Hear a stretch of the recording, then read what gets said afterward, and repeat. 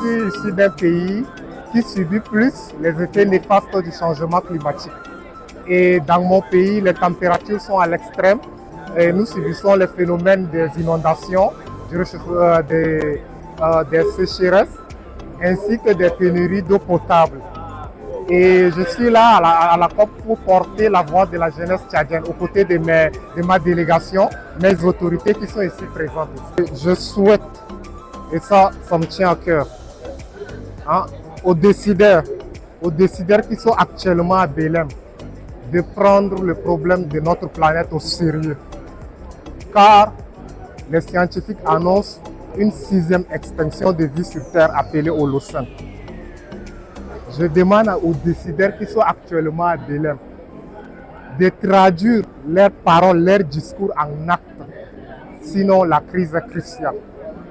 Hi everyone, my name is Dario Sevilla Ankama from Ghana, but I'm currently based in Germany conducting research in climate mobility and psychosocial resilience with the German Institute for Development and Sustainability. And why am I here in COP today? I'm here because I've been following the Global Goal on Adaptation since COP-28 and the expert working group work on the indicators. And as far as we are here now from Bonn, we are currently tracking what the discussions are on the indicators. And as you can see, there are a lot of conversations and different concerns on the indicators, also surprisingly from the expert working groups.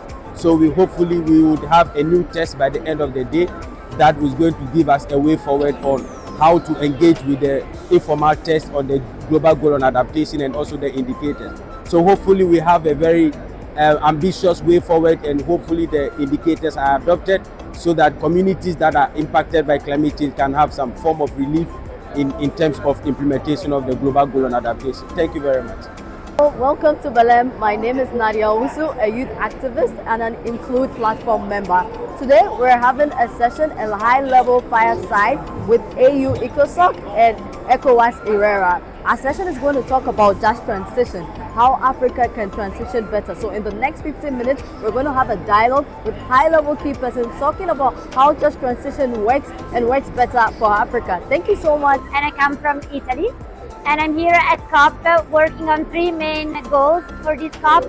First of all, we want this COP to be a COP based on justice, and that's why we are advocating for the Belém Action Mechanism, or what is called BAM. And this mechanism is to promote a just transition, not only locally, but at the global level. We want countries to actually implement their commitment on just transition. And this is very important for us as youth, because we want to have access to new opportunities, especially green jobs, and we want to have actually a future in this after we achieve the 1.5 maximum degree of the Paris Agreement. The second thing that we are here advocating for is also transitioning away from fossil fuels. As you all know, this is one of the most important goals of the Paris Agreement, and we want to completely phase out all fossil fuels as soon as possible. And as developed countries from the global north, we have the responsibility to do most of the effort and to start as soon as possible on that. And at this COP, at COP-30, we want decision makers to actually move forward with a roadmap on the fossil fuel phase out. So we want to have a clear idea of when they're gonna be phased out, and to have a clear idea of when we're going to be able to live in a fossil fuel free world. And the third thing that is very important for this COP is adaptation. We know that we are discussing now the global goal on adaptation, specifically the indicators that are going to help us monitor its implementation. But we truly believe that this is not possible without adequate finance. So we are advocating to actually tripling adaptation finance and to advocate for increased adaptation funds that are accessible to local communities and the most vulnerable communities, especially accessible also from the youth side, because we want youth to be able to obtain the resources that they need to fund their own adaptation projects. And it's also very important for us as part of the Children and Youth Pavilion, where we are right now, which is the pavilion of Yango, which is the official constituencies of the UNFCCC. And as a Yango and as Children and Youth Pavilion, we are advocating for youth to have a meaningful participation and engagement in the negotiation tables and to be heard across all the topics that I've mentioned and even further, because we are the ones that are going to live in a world affected by climate change, and we want to be part of the solution. I am the Vice Chair of the Council of Governors Committee on Blue Economy, and also coming in now, taking over as the Chairman of the Jumuiya Counties Pwani Economic Bloc. However, we've come here as a county basically to step up engagement with partners about our county, and this of course has been called the COP of truth, where the expectations by most of the countries is so high, and it's well attended, more than probably the rest of the COPs I have attended. So we are happy that for the few days that we have been here with my team, we are calling the STEP team, we have been able to engage with different partners, industry players, civil society organizations in a big way, and we believe that leaving this COP here with the solutions on different of the sectors, we will be able to get home with high expectations that eventually the outcome of this COP will hit the ground, will hit the common person, as it has always been.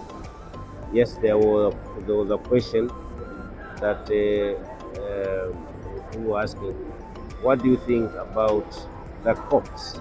And I was telling them the success stories about the COPs is clear. Many of the programs that have come to counties or to the grassroots, whether it is through banks or through civil society organizations or through different partners, through World Bank fundings and the rest of them, have had a great impact on our societies, on our communities down there. It has an impact on the women, on youth, on county governments, on the rest of the sectors that we can talk about. An example that I can give is the FLOCA program in Kenya, the CHEMSFED program, the NAV CDP, the NARIC, and many of the programs have been very successful, impacting on women, youth, and the rest of the groups. Now we have success stories on minor schemes that have been done through FAO that have been successful. We have now our fisher folk have now boats. They can go deep sea fishing. They have cold storage facilities. They can now store, the women can store their fish. They can now transport their fish to the market. We have a number of SMEs, MSMEs that have picked up. We have a GIS system in the county. We have a whole land registry, and now we have been able to, out of partnership, be able to plan, get a special plan for our small town, the whole municipality. Through the GIS systems, we have been able to plan for our small upcoming towns. We are calling them the village cluster program. So supporting our urban agenda, our transformation from a rural county to an urban county. There are many stories we can talk about, but just a bit of that. Hope has been a success story.